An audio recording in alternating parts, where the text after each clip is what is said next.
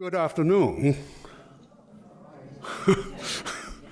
Thank you for coming again, and some people may be new, welcome.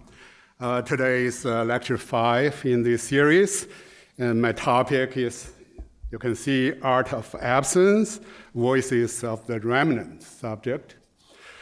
So in the last 2 lectures, I introduced a particular notion of dynastic time, that the mandate of a dynasty is never stable, never eternal in Chinese history, and is always transferable. That's a very important notion in Chinese history. Heaven would withdraw its endorsement from a current dynasty in reaction to the emperor's immoral behaviors. Consequently, the throne would change hands, and a new dynasty would replace the old one. This concept of dynastic time became the kernel of an enduring political ideology. After the founding of the Han Dynasty in the early 3rd century BCE, so I circled the Han Dynasty there, because before and after were very different. Through this ideology, history, as manifested through words and images, is conceived as an unfolding procession of successive dynasties. So basically, this chart really gives this idea about history. It's really through words and images. History is understood as a succession of dynasties. In historical writing, for example, it became a convention for each dynasty to write the official history of its predecessors based on inherited court documents. This practice finally produced a set of imperially sanctioned 24 histories, the 18th century. So this set of 24 histories contains 3,213 volumes and about 40 million words. In art, as we have observed, the idea of dynastic renewal underlay many exquisite objects and images commissioned by the court, and also fostered art historical discourses, including narratives of the newly introduced Buddhist images. Today's lecture explores another aspect of dynastic time by focusing on the liminal moment after a dynasty's fall, to think about its relationship with artistic creation and the construction of art history. The post-dynastic temporality generated by such moments shifts our gaze away from the seemingly seamless dynastic successions, recentering it instead on a state of uncertainty that relinquish a clear sense of continuity and belonging. To those who were emotionally attached to the fallen dynasty, the dynastic transition incited intense feeling of loss and trauma, which then became the main motivation and subject of their post-dynastic works.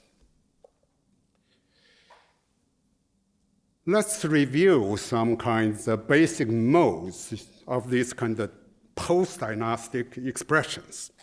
From ancient times, post-dynastic temporality characterized the poetic genre known as lamenting the past. Chinese is Huaigu.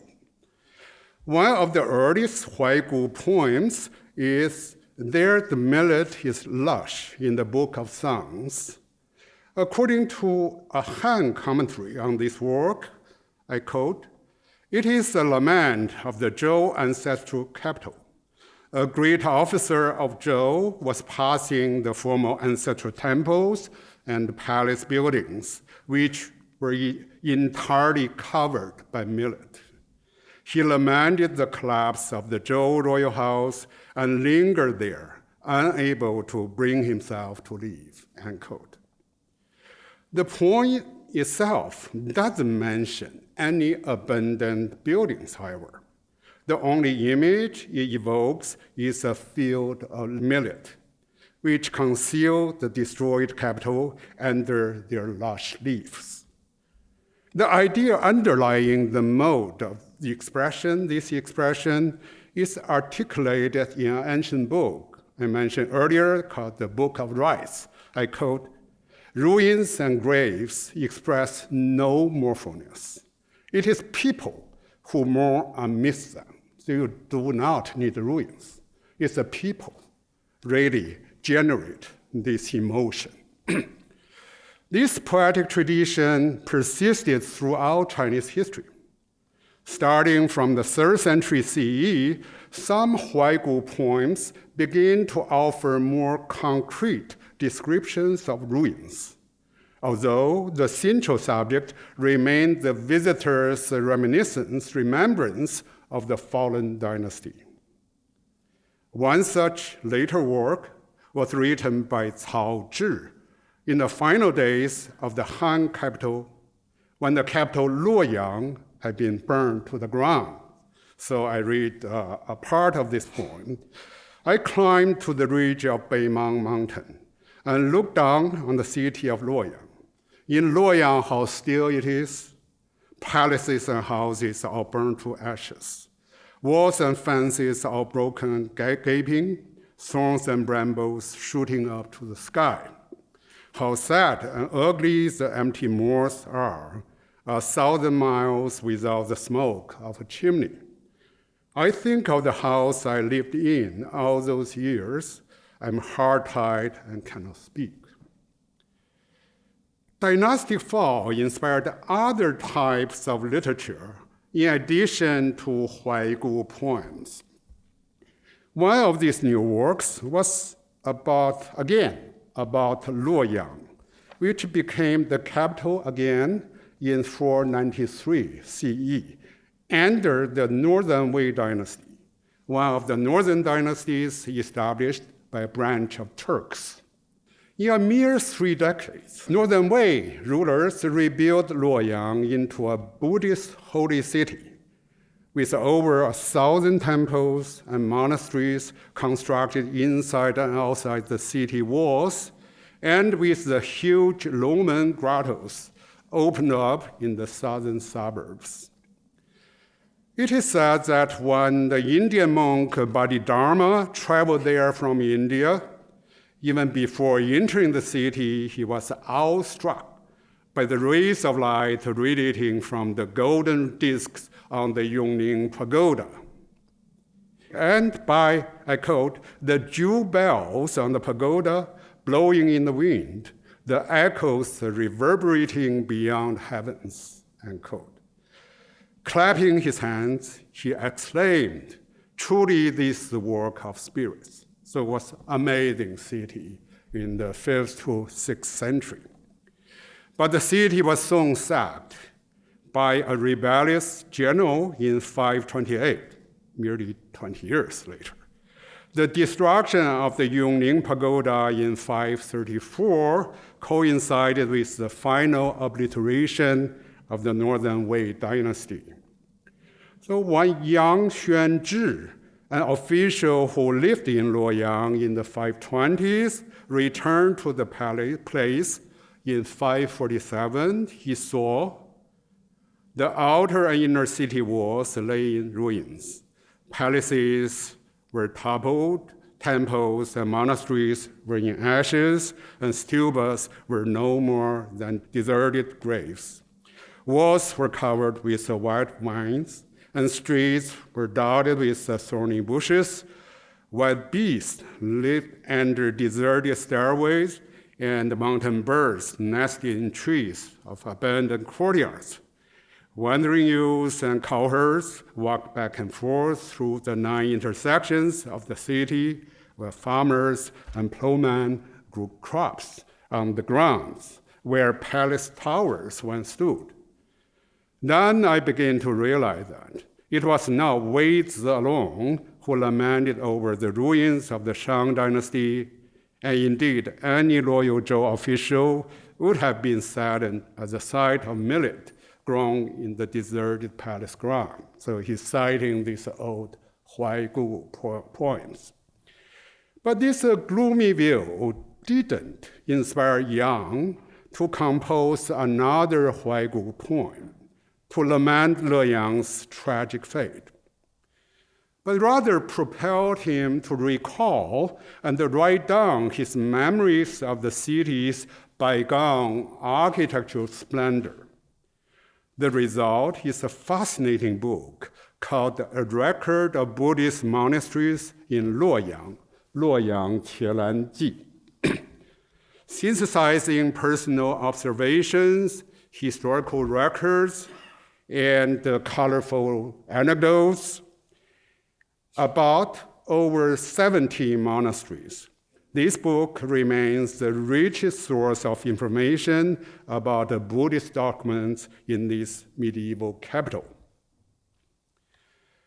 These two kinds of literary works, one lamenting a fallen dynasty and the other reminiscing about its past glory, laid a joint foundation for visual expressions of a post-dynastic sentiment.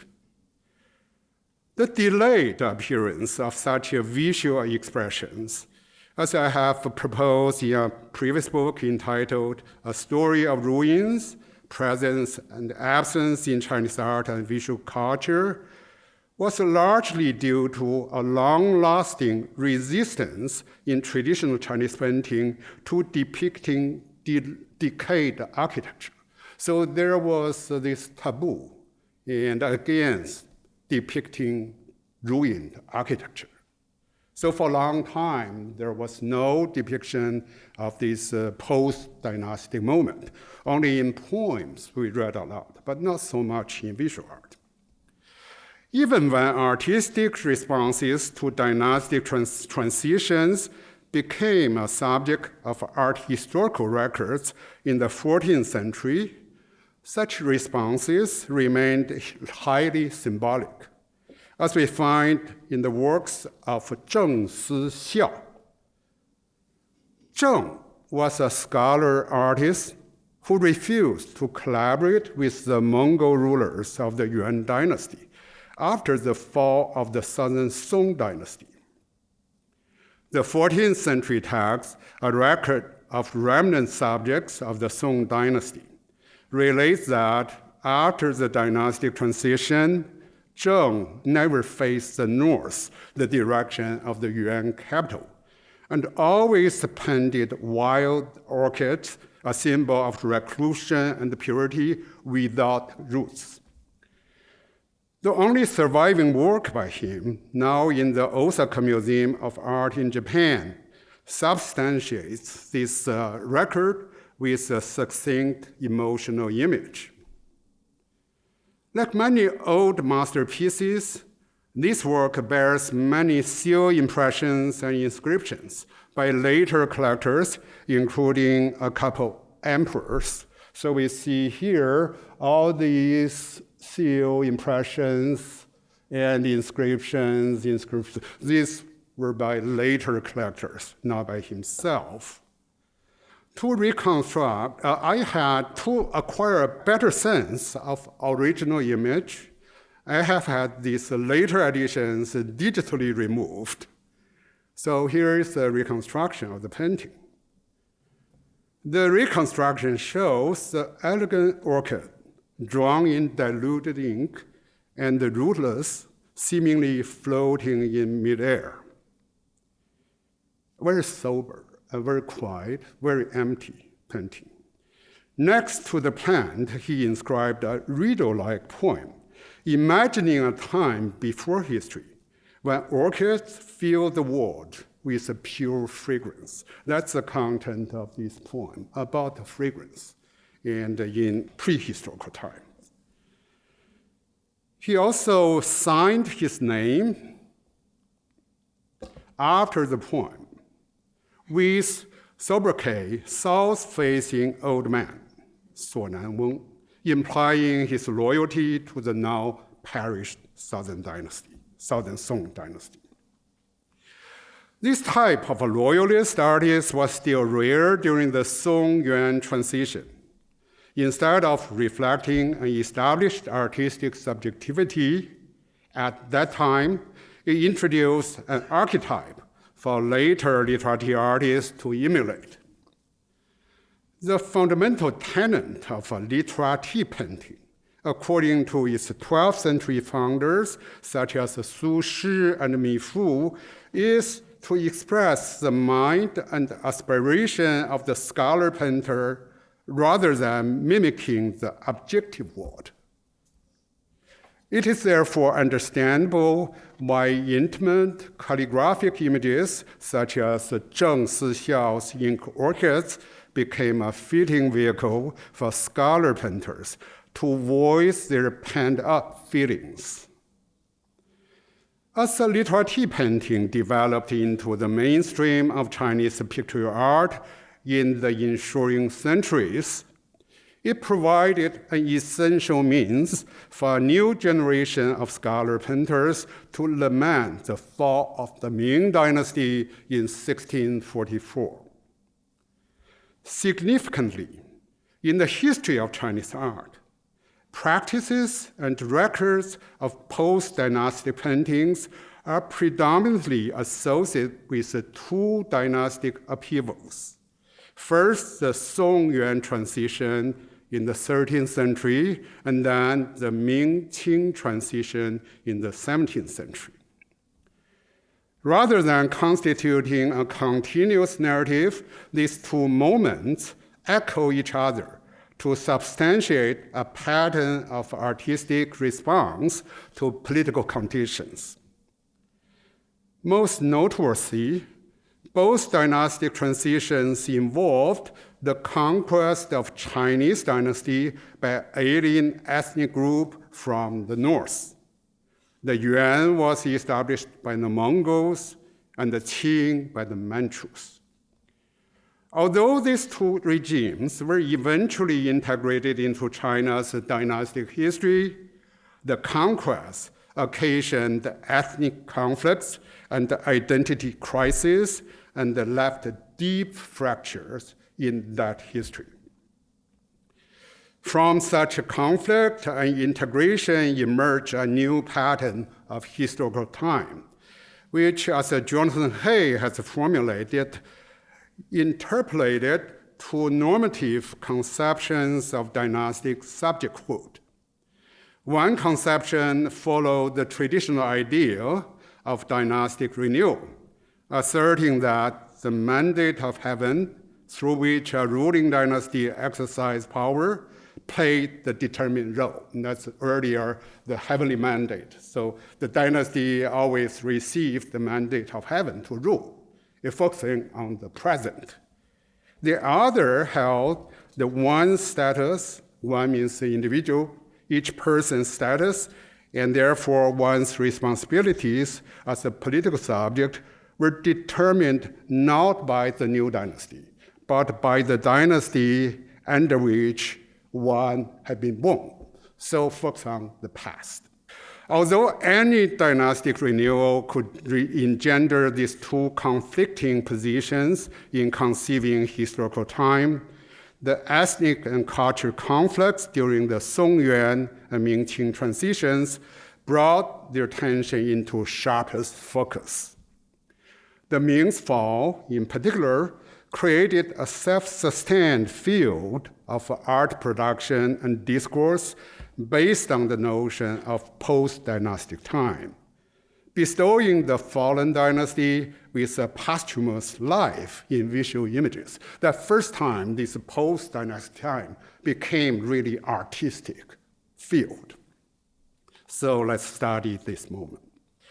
Some historians have argued that 1644 was only the beginning of the end, that it took much longer for the Ming to perish and for the Qing to consolidate its control over the vast country. This argument is valid, but it shouldn't diminish the extraordinary political significance and the psychological impact of 1644. To writers and painters who remained loyal to the Ming Dynasty, the capital's fall, and the suicide of the Chongzhen Emperor that year aroused unspeakable pain and devastation. To the poet Fang Yizhi, for example, it was like, quote unquote, earth broke apart, heaven crumbled, the sun and moon darkened. Wan Shouqi, another Ming loyalist, likewise describes the moment as, quote unquote, the time when heaven was filled entirely with blood, unquote. Such emotional bursts are echoed in a painting that Xiang Shengmo created that year. Registering his traumatic experience in a highly unusual pictorial form, the work juxtaposes Xiang's self-portrait in black ink with a landscape of blazing red. Xiang also wrote 2 poems to accompany the image, spelling out the meaning of the contrasting colors in the initial lines. So the poems are here. That's his poem. That's a postscript. These were added by later people. So the initial lines of the first poem read, remnant waters, leftover mountains, color still cinnabar red. So I read there, red of Zhu was the surname of the Ming royal family. So here, this red landscape represents this fallen dynasty. Murky heavens, darkened earth, shadow of a trifling body, that's himself. A flame ignites in my crimson heart, and adopt it ochre red. With my brush dry and my words trivial, I'm ashamed to paint again. A short postscript after the poem specifies the occasion of the work's creation. In the 4th month of Jia Shen, 1644, I learned what had taken place in the capital on the 19th day in the 3rd month. In a fury of grief, I fell ill. After waking up, I sketched my likeness in ink, and then added the surrounding vermilion images. My feelings are expressed in the poems which record this historical moment, signed, the out-of-office official, south of Yangtze River, Xiang Shengmo, at the age of 48. As Xiang himself made clear, the cinnabar landscape symbolized the now fractured Ming, whereas the black self-portrait represents the morphousness of his own existence. The signature of out-of-office official south of the Yangtze River is a declaration of loyalty to the deceased Ming emperor. Expressing his immediate reaction to the tragic news, this work marked the beginning of a lengthy post-dynastic period in Xiang's life until his death in 1658. So there's 14 years after this moment. There was his post-dynastic period in his life. So during this period, he continued to revisit this traumatic memory with similar pictorial idioms. A later hanging scroll, for example, features himself in a vermilion jacket, standing next to a giant withered tree tinted with red, clearly alluding to the bygone Ming dynasty. Dating from 1650s, this second painting we see here, called A Great Tree in the Howling Wind, is one of a numerous post-dynastic works created by loyalist scholar painters from the mid to late 17th century. Calling themselves Yi Min, or remnant subject of the former dynasty, these men conceived the Manchu conquest as a crisis of culture, tradition, and race. The forced change of hairstyle was especially traumatic, viewed by them as a forced conversion to barbarism. Indeed, to many such remnant subjects, It was not only the Ming that perished in 1644, their own lives were also cut short at that moment, even if they continued living. Thus, Fang Lizhi asked in a sacrificial eulogy he wrote for himself, called 自祭文. He asked, do you, that means himself, do you think that you are dying only now? You already died in the year Jiashen, 1644. Such a projected martyrdom was expressed through symbolic gestures and behavior.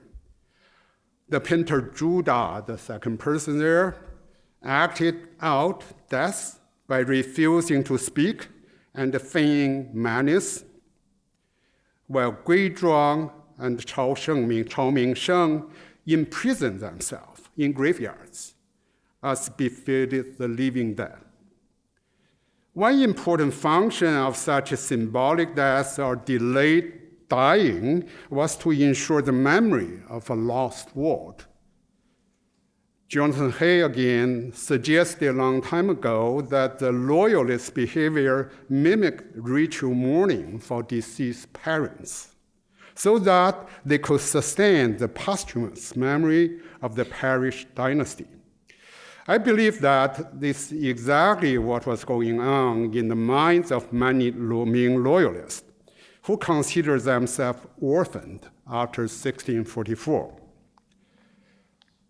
Disassociating themselves from the current dynasty, the Qing, they constructed a suspended temporality, detached from the external dynastic chronology.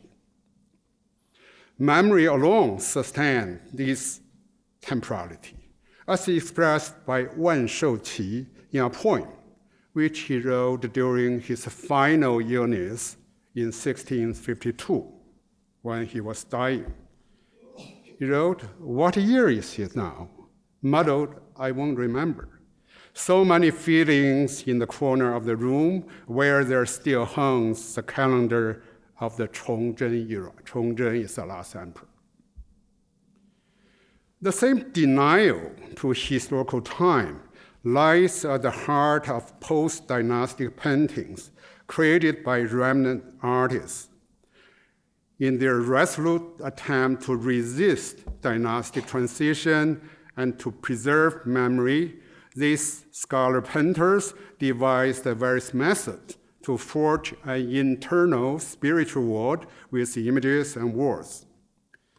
Much scholarship has been devoted to explore these methods and to identify images and painting styles that embody the post-dynastic subjectivity of remnant artists. So this is a pretty large topic in the field of Chinese art, Chinese painting.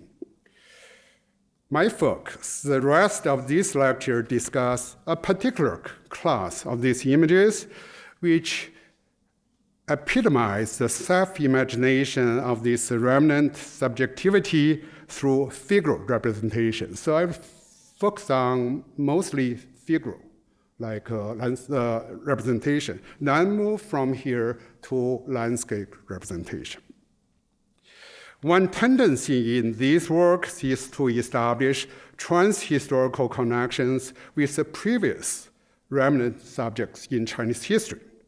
A typical work of this kind is an album created by Yimin painter Yang Bu in 1648, 4 years after the Manchu takeover. Titled An Album of Painting and Poetry on the Theme of Lamenting the Past, this album consists of 10 images paired with verse and prose on facing pages. The subjects of these images and words are 10 historical figures who lived at different times. Yang Bu stated in a colophon that he portrayed these historical figures in a single album because, quote unquote, they all encountered great misfortune in their lives and all responded with ultimate exemplary behavior. Among these 10 historical figures is Jiao Xian, who became a hermit at the end of the Han Dynasty. Wandering around without hat and shoes like a madman, he refused to speak to anyone and only ate grass. In Yang's picture, he lies in the snow on a barren riverbank. The gloomy atmosphere conveys the feeling of harsh winter. Another person portrayed in the album is Yuan Hong, a virtuous gentleman who determined to sever his ties with the world by locking himself in a doorless hut, seeing no one but his mother. These images can all be considered as self-representations of the painter, who became a recluse after the fall of the Ming Dynasty and escaped to the Dengwei Mountain in Jiangsu. The album thus both makes tribute to his spiritual predecessors and demonstrates his own moral worth. Post-dynastic temporality is manifest in other forms in post-Ming Royalist paintings. Many of the works include a lonely figure among rivers, hills, or looking out from a remote cottage. Art historians habitually identify such images as the painter himself based on their inherent subjectivity rather than physical likeness. Indeed, rendered as typical scholar hermits without distinct facial features, these tiny figures always convey a twofold significance, embodying the general notion of a remnant subject while signifying the painter's individual existence. In some cases, this dual meaning is highlighted by deliberately blurring the figure's historical time. One example are images of a cave dweller called Dongzhongren, found repeatedly in works by the Yimin painter Dai Benxiao. Dai's father was an anti-Manchu martyr who died of self-starvation. He and his younger brother followed their father's dying wish and refused to join the Qing government. In a recent study, art historian Fu Yanghua suggests that the cave dweller in Dai's paintings was inspired by a legendary figure, a woman called the Hairy Woman, Mao Nu, who escaped the tyranny of the first Qing emperor and found refuge in a secret cave in Mount Hua. Dai Benxiao, the painter, traveled to the site and depicted the cave and its imaginary inhabitant.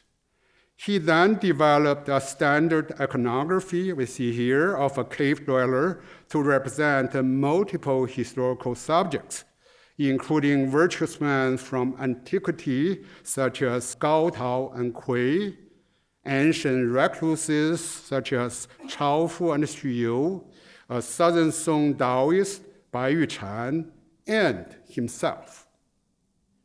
The landscape setting, as we see here, also become increasingly fantastical and devoid of traces of a moral world, reflecting the painter's longing for a transcendent place outside the flow of time. In this last section of the lecture, I will focus on, first, a particular figure image, a portrait of female remnant subject. The gender of the subject, the collaborative authorship of the work, and the unique figurative style all make this work an extraordinary example among post-dynastic paintings from 17th century China. At the same time, it also leads us to explore an aesthetics of absence in remnant painting at this juncture in Chinese art history. So let's study the painting in some detail. It's a quite remarkable painting in my view. Not totally widely known. The woman in the painting is Kou Mei, a royalist courtesan, posthumously ranked as one of the 8 beauties of Qinhuai River in 17th century Nanjing. I will talk about this Qinhuai River later.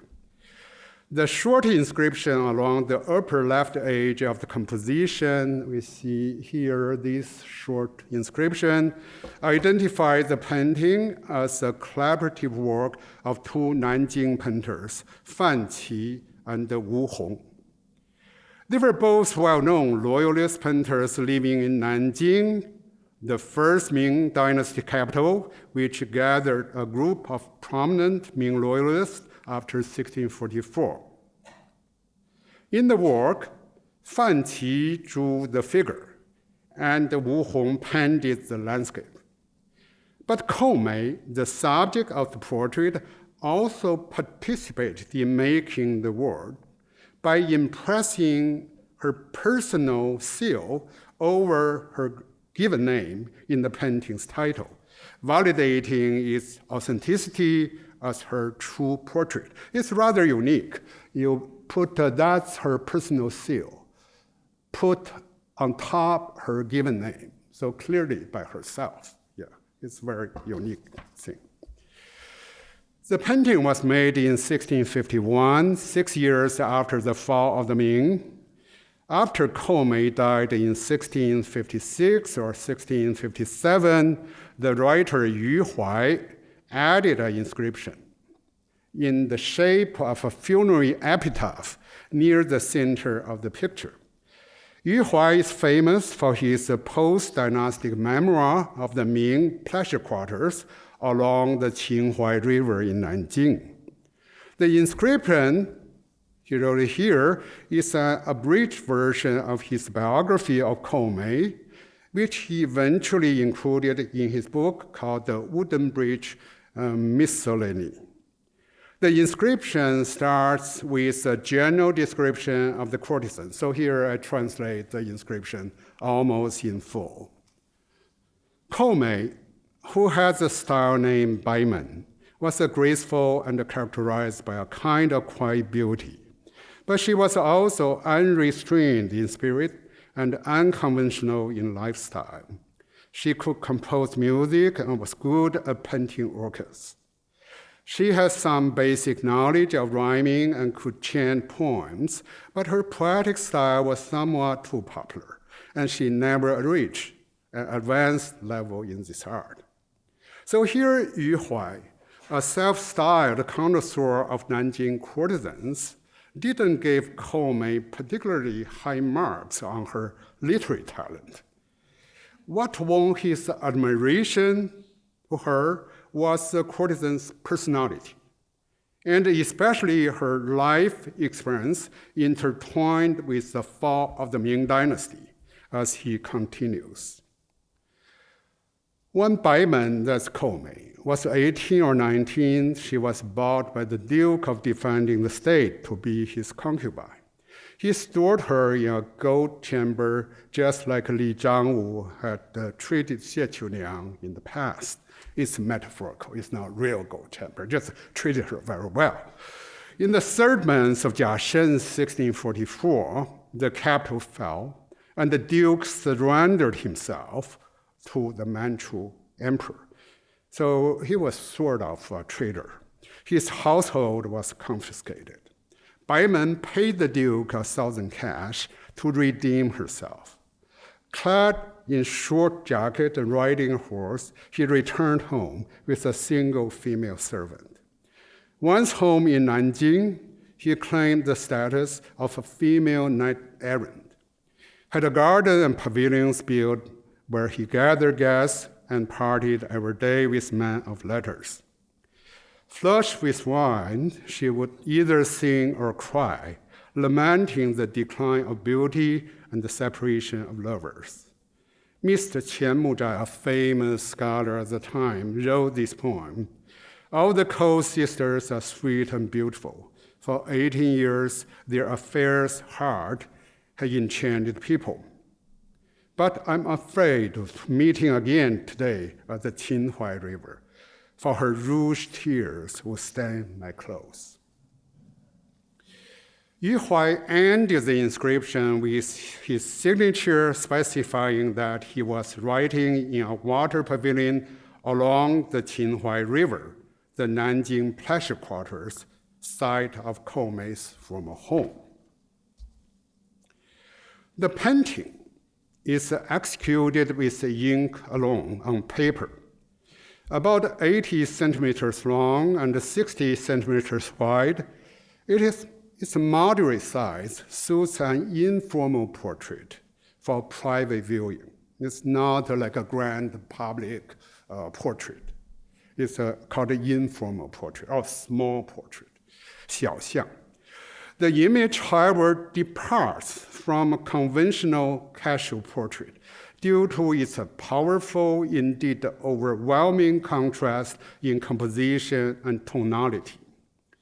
A giant tree dominates the right half of the picture. Its scabrous body and multiple cavities betray its great age.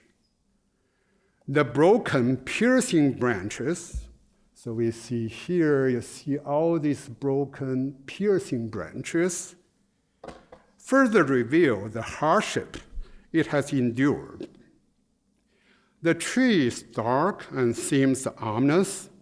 Wu Hong, who painted this image and other landscape elements in the painting, went over the main trunk and branches several times with a dark brush.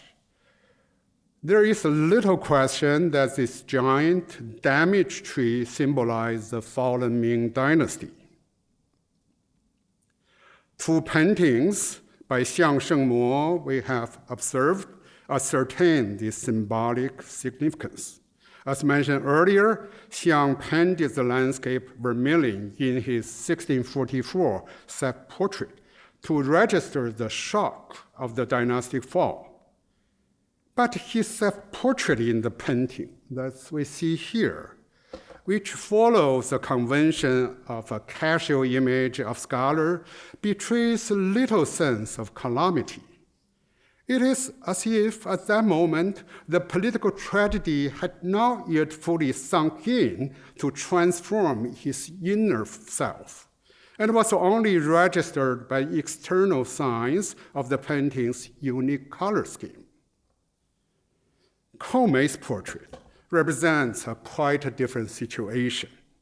Here, the accumulated darkness of the giant tree frames the woman sitting under it, whose shape is barely visible. The portraitist must have made a deliberate effort to depict the subject in such an indistinct form, since nowhere in traditional Chinese painting can we find a similar case. In contrast to ragged, brooding tree, Fan Qi delineates Koumei's likeness in diluted ink and faint lines.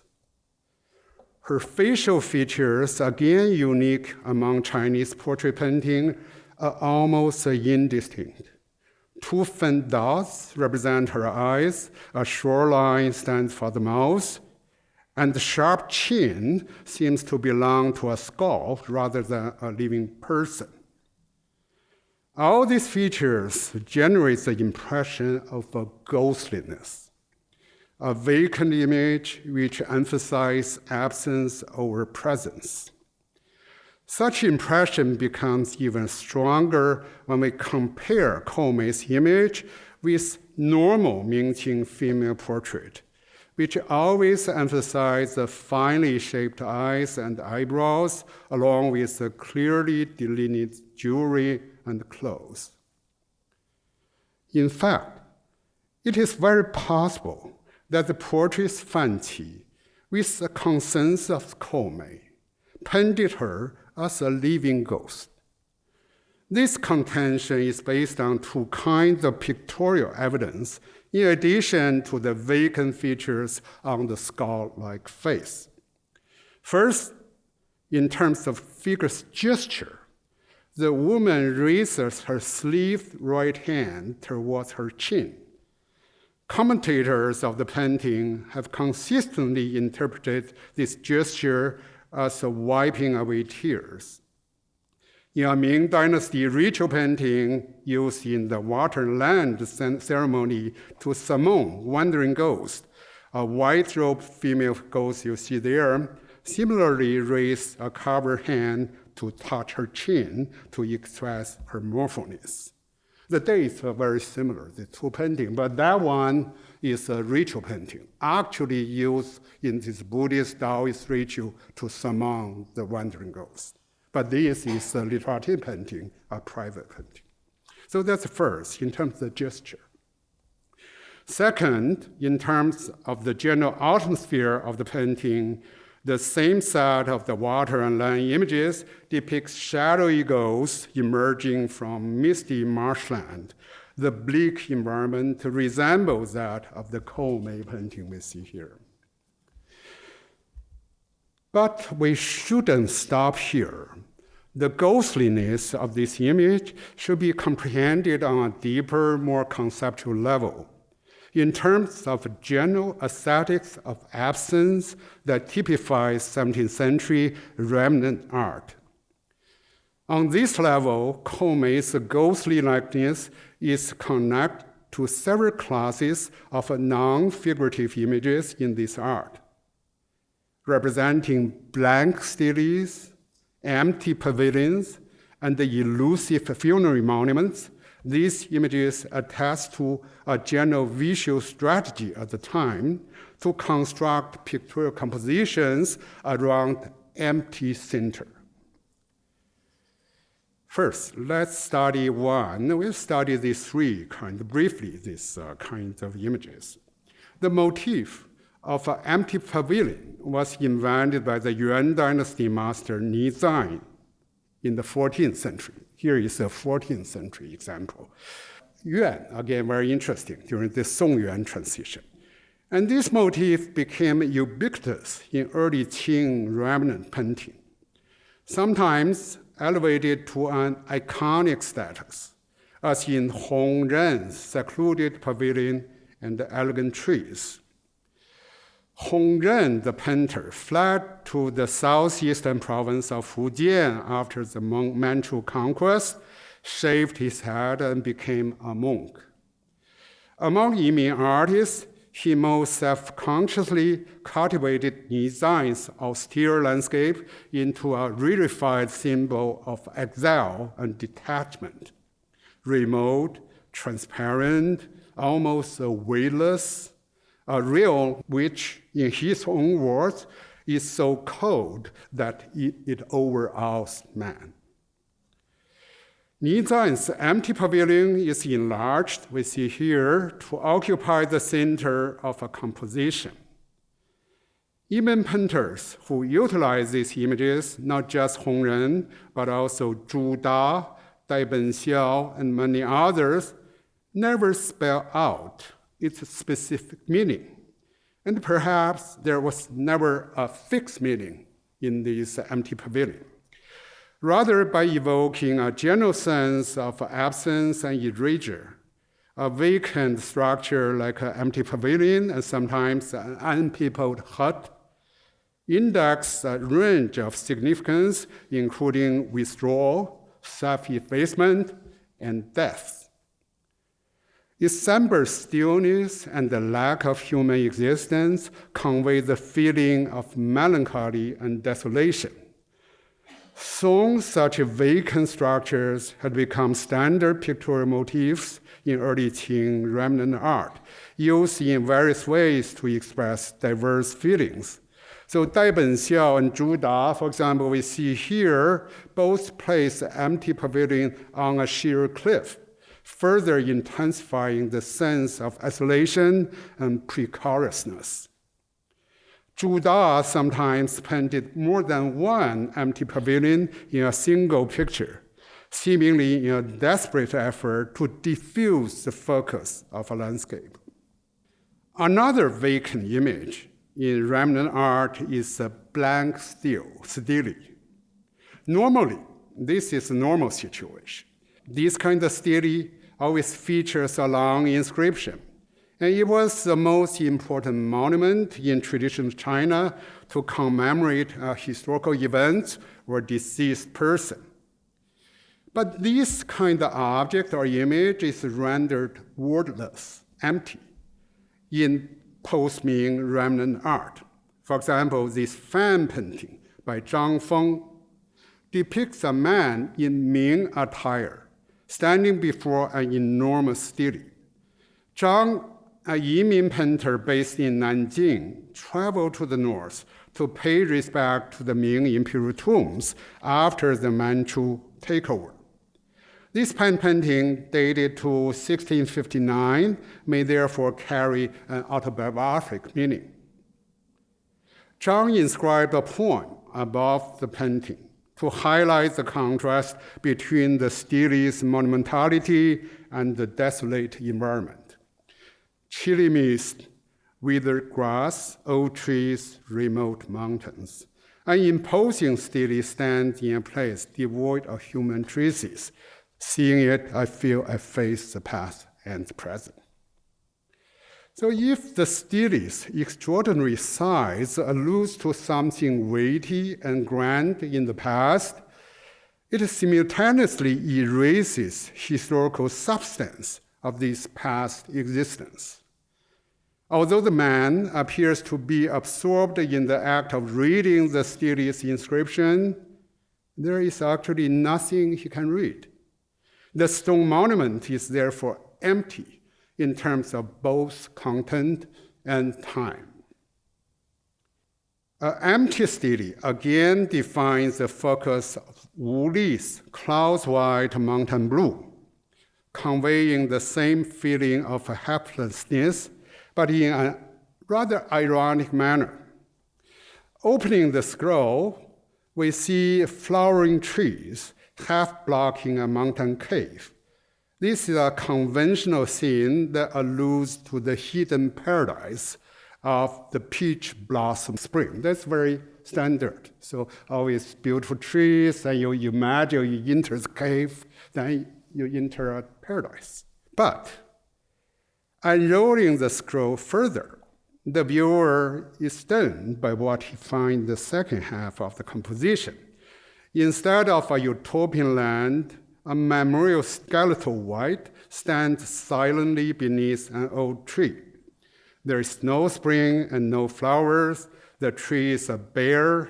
Hundreds of crows hover over a wintry landscape and block the sun, a terrifying landscape, which Wu Li describes in his poems at the end of the scroll. So this scene he describes here in the poem.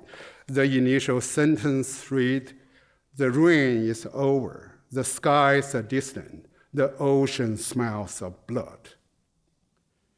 The empty stele again reminds us of Koumei's ghostly image under the giant withered tree. So again, you have a big tree here, you have the stele, you have a tree, you have this empty center. My final group of examples represent the tomb of the Ming founder, Meng Zhong in Nanjing, a subject which scholars have studied extensively. What I want to add to the discussion are the representation of the funerary monuments as a vacant center in various compositions. Looking at these works, we witness a consistent effort to frame the structure as a hollow space within a powerful landscape of dark ink and dense brushwork. These images seem to share a common visual logic with Hongren and Zhu Da's empty pavilions, Zhang Feng and Wu Li's wordless steles, and with Koumei's ghostly portrait.